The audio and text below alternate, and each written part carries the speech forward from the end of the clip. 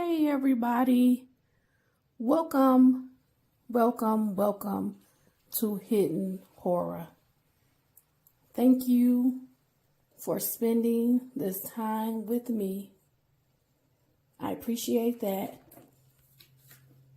Let's get started.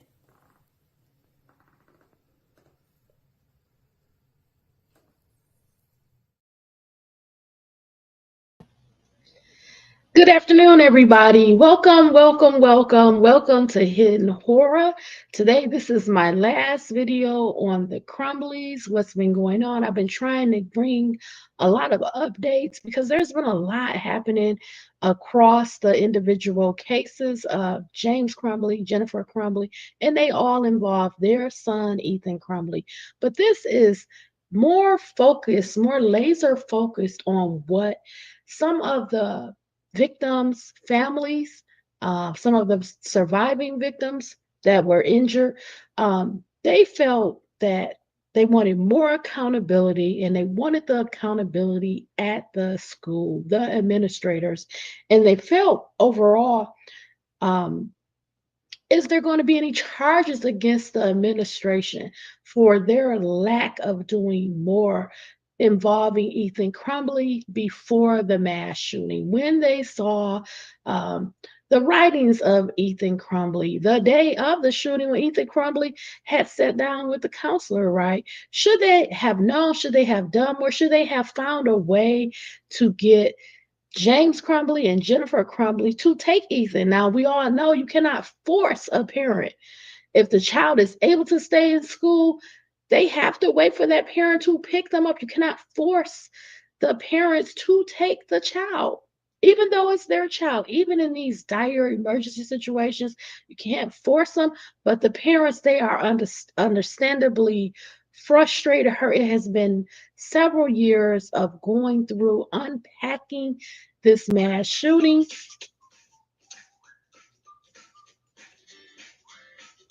I don't know what is that. Okay, my apologies. That was a video. But they have gone through the trials.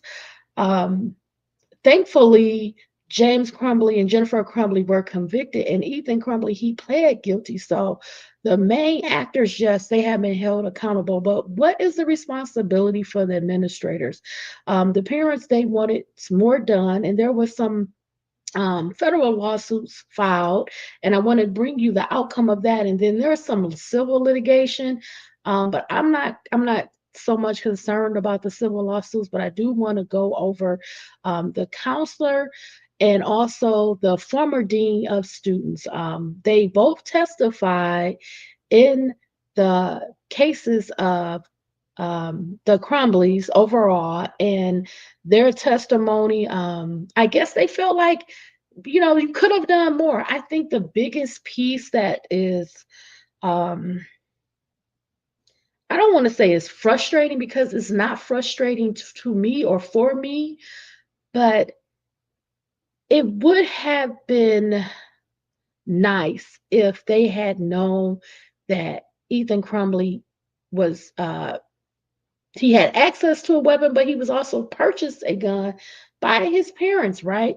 I think if the school knew that, maybe they would have placed that thought in their mind that he was capable of harming others. I believe they were more concerned about self-harm. They did not want Ethan Crumbley to be alone. They didn't want him to be by himself. They thought that there could possibly be some self-harm. And I believe that is why they were not pressing the parents to take Ethan home, because he could potentially be by himself and cause self-harm. But again, these mass shooters, they're very manipulative, they're very cunning, and that allowed him to stay in school. He returned back to the classroom and later began in the mass shooting in the bathroom. So let's talk about this, okay? Let's talk about the federal lawsuit that is basically connected to the mass shooting that Ethan Crumbley did at Oxford High School in November of 2021, okay? This article is from hoodline.com. It's titled Appeals Court Exonerates Oxford School Officials in Federal Lawsuit Tied to 2021 Shooting. And the article is by Javier Rodriguez. I also want to note, too, that the Oakland County prosecutor, Karen McDonald, in this case, she also chose not to bring any criminal charges against these same two administrators. Um, some would say that they did what they are legally allowed to do. They're working within the bounds of the legalities of the system, right? Um, there was nothing in place where they could have forced either James Crumbley or Jennifer Crumbley to take their son when they came up to the school for the meeting that day, the day of the mass shooting. If you're legally bound and your hands are tied, there's nothing more you can do. Now, should we be fighting the system? Should we be fighting laws? Should we allow schools to make these decisions? Should they have more power at the local level with the administration, with the dean, with the principals, right? So let's go over it all. So let's begin. In a recent ruling by the Sixth U.S. Circuit Court of Appeals, two Oxford Community School officials have been cleared of claims suggesting they nudged Ethan Crumbley toward the actions leading to the Oxford High School shooting in 2021. Let me pull up pictures of these two gentlemen. So we have the counselor. Let's see. That's going to be Shawn Hopkins. And then we have the former dean of students. His name is Nicholas Ejak. Okay. Let's enlarge that. Okay. So this is on the right. I don't even know how this is going to view to you, but the lighter gray shirt man, this is going to be the counselor. This is Shawn Hopkins. And then the darker looks like maybe a black and blue blazer with the blue tie. I can't tell. I can't see the colors that great. But this is the former dean of students, okay, Nicholas Ejak. So let's continue with the article. And I really feel like they were in the dark. They didn't have all of the information to make the best recommendations. And that's because, of course, Ethan Crumbley didn't tell them that he had the weapon at the school in the backpack. They had no knowledge of that. They had no reason or cause to search Ethan Crumbley at that time. And both his mom, Jennifer Crumbley, and dad, James Crumbley, did not inform the school, did not tell the school they purchased Ethan a gun. So they had no knowledge, okay? It's just very sad, but let's continue.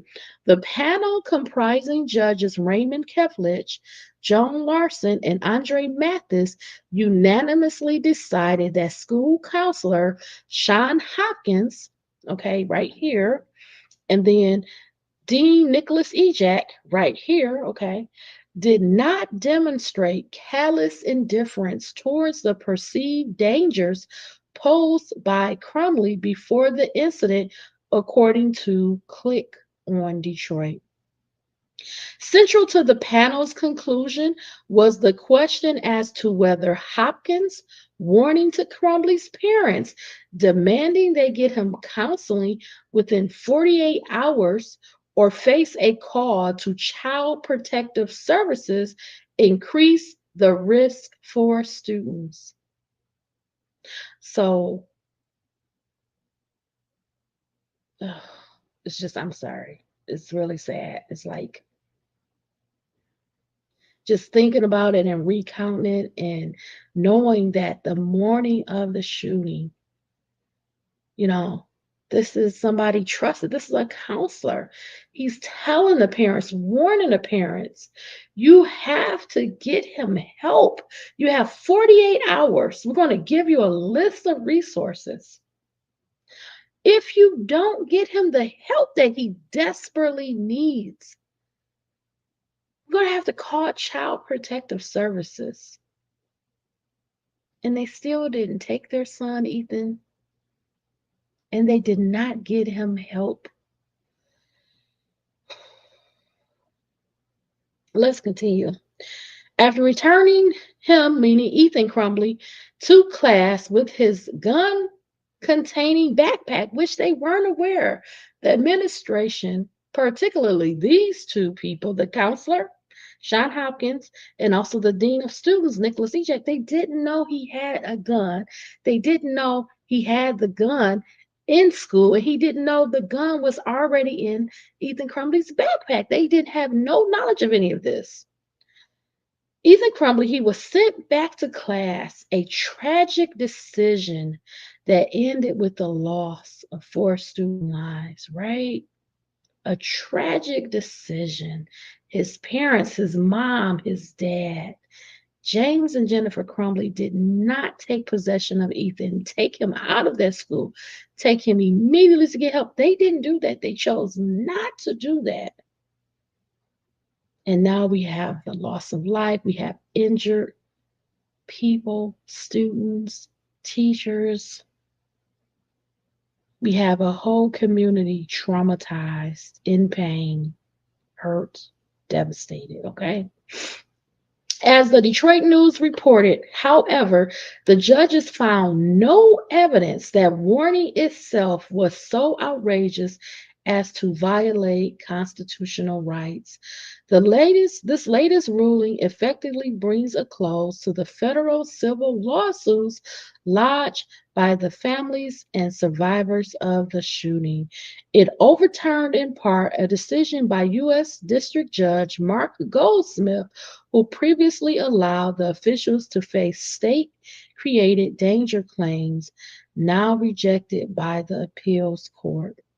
But those same actions show that Hopkins and Ejak displayed the opposite of callous indifference toward the risks they perceived, Judge Keflich noted in the opinion, as stated in a release by the Detroit News. Crumbley is currently serving a life sentence without parole after pleading guilty to the 2021 shooting that killed four of his classmates. His parents, Jennifer and James Crumbley, were handed sentences of 10 to 15 years after being convicted of involuntary manslaughter. So, for Mr. Shawn Hopkins, the counselor, and for the former dean of students, Nicholas Ejak, they are being cleared. They have done nothing wrong. Their actions, albeit we wish they knew more information. We wish they were informed that Ethan Crumbley had access to a gun, that he could potentially have the gun at the school, in the school, on his person with him. We wish they knew that information. We wish that James and Jennifer Crumbley would have told the administration that Ethan Crumbley, they purchased him a gun, but they didn't tell him that. And that's all we have is these wishes. We have to not try to inflict more harm, more pain in an already awful, devastating situation. These administrators, these teachers, these counselors, they did the best that they could with the knowledge that they had, that they were aware of. They just were not informed. And I'm sorry. I'm sorry to the victims, their survivors, their families. I'm so, so sorry what happened. What happened the day of the shooting, all of this information that is unfolding, that is coming out. But this clearly is the responsibility of James Crumbley, Jennifer Crumbley, and Ethan Crumbley. James and Jennifer Crumbley, they had the power, they had the ability, they had the access to remove those weapons, remove the ammunition, not purchase Ethan Crumbley a gun, let alone not give him access to any weapons, knowing his mental state and how he was struggling. I'm sorry, parents. I'm sorry. But these two people, they are not to blame. They went off the information that they had at that time. We know a lot more now. because there's been an investigation. There's been an investigation back to Ethan's childhood. You know, there's all kind of allegations about neglect, leaving him alone, overlooking him, not including him. Years of that, allegedly. I would say allegedly, okay? But they didn't cause this. You know, I agree completely with the three-judge panel. Let's watch a video about this information. So let me share my screen. We'll go over this video. And please just let me know what you think. You know, let me know how you feel about the three-panel judge ruling. Let me enlarge my screen here. This video is provided by Local 4. Click on Detroit. It's titled Court Clears Oxford Community Schools Officials from Federal Lawsuits. Okay, so I'm going to enlarge my screen again so we can watch this video. Some new developments. It has been a very busy news night for those Oxford families looking for some more closure and accountability from the school shooting. A federal appeals court panel has decided 2 Oxford community school officials will not face claims that they pushed the Oxford school shooter to violent action before he murdered 4 of his classmates. Now, the judges found school counselor Shawn Hopkins and Dean Nicholas Ejak did not show callous indifference to the risk that Ethan Crumbley posed. Now, we were able to get our hands on the paperwork from the appellate court. We got these documents. We have it on clickondetroit.com. If you zoom in and you go deeper, page 7, you can read this statement where it reads, Hopkins and Ejak displayed the opposite of callous indifference toward the risk they perceived, namely Hopkins' demand that EC's parents get him counseling within 48 hours. Hopkins made that demand to actually mitigate the risk, not to increase it. So the appeal questioned if Hopkins' warnings to Crumbley's parents made things riskier for students. After the warning, Crumbley returned to class with a backpack containing the gun used in the attack. Now, this decision ends the federal cases, but multiple civil lawsuits are still pending. I donated my kid. Okay. So that's basically the information that we went over. I just like to have it in video format also. I think people learn from watching videos also and not just hearing someone speak. So let me know what you think. Do you agree with the 3-judge panel? Do you believe that Counselor Hopkins and then Dean of Students Ejak, do you believe they did not have any intention, any bad intention, that they were not trying to allow this mass shooting to happen that Ethan Crumbley committed? I don't think they had any idea. From my memories of the case in the 2 trials and then Ethan Crumbley pleading guilty, to my knowledge, they actually believed that Ethan Crumbley was going to harm himself, self-harm, and they did not want him alone. And that is why they instructed the parents to take him out of the school and also get him into the counseling within the 48 hours. We know that did not happen.